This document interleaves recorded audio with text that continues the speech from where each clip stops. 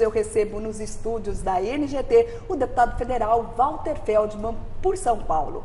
Olá, deputado, um prazer recebê-lo aqui nos estúdios da NGT. Eu queria que o senhor explicasse por que a rede não saiu do papel como outros partidos e se fez aí uma crítica sobre a quantidade de partidos políticos que se criaram. A rede não saiu do papel, mas o Solidariedade, o PROS, por que a rede não foi concretizada e, na sua opinião, são muitas legendas ou não? São muitas legendas, só que elas não se diferenciam, em sua grande maioria. As legendas só deveriam existir para defender ideias dentro do espectro ideológico, que a gente chama de direita, centro, esquerda. Hoje pode ter outras denominações, mas é uma visão do modelo do Estado. Como é que os representantes devem governar, se relacionar com o setor privado, priorizar mais ou menos a área social. São essas as visões. Não há possibilidade de termos 33 partidos com visões diferentes. Não, na verdade, grande parte deles são para negociar interesses, tempos de televisão e mecanismos que não são, eu diria, bem cheirosos, né? Aquilo que o povo critica e com muita razão. Quando nós criamos a rede, não era para ser mais um partido entre os 32 existentes, para ser o 33º, era para propor uma mudança no modelo. Portanto, não era aquilo que alguns ministros disseram, não, a Marina pode ser candidata por qualquer um que está aí. Não, nós queríamos realmente uma estrutura nova.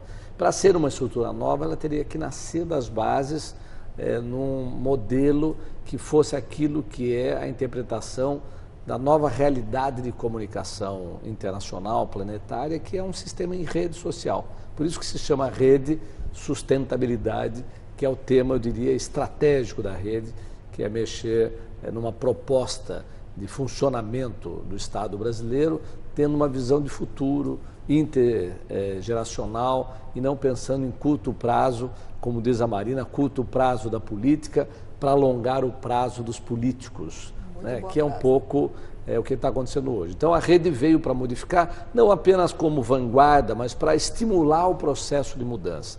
E nós fizemos uma coleta muito rigorosa, muito densa do ponto de vista das relações éticas entre o cidadão e a estrutura da rede, e houve um questionamento, na nossa opinião, equivocada por parte do Tribunal Eleitoral, na sua estrutura de comando, particularmente através dos cartórios, que tem uma visão formalista, burocrática, equivocada, eu diria, em muitas vezes intencionada para dificultar a aprovação das fichas, né? Nós tivemos a comprovação em São Bernardo do Campo, extraordinariamente, uma base do PT, onde as fichas foram recusadas em 80%, fato que não aconteceu em outras partes do país. Tudo isso foi levantado aos ministros, mas eles não aceitaram. Mas para nós não era um problema, nós queríamos manter a estrutura de formação da rede sem nenhum questionamento ético, e isso os ministros admitiram, que a rede teve muita preocupação ética, que não é o caso necessariamente de outros partidos que já foram aprovados. De qualquer forma, nós decidimos, depois da decisão de não aprovação da rede, nos agregarmos ao Eduardo Campos, ao PSB. Estaremos na próxima campanha nessa coligação programática e não apenas de caráter eleitoral. Foi boa essa coligação aí? Foi extraordinária, porque a rede bastante foi criada na linha de despolarizar a política brasileira, sair desse comando quase unitário dividido entre PSDB e PT.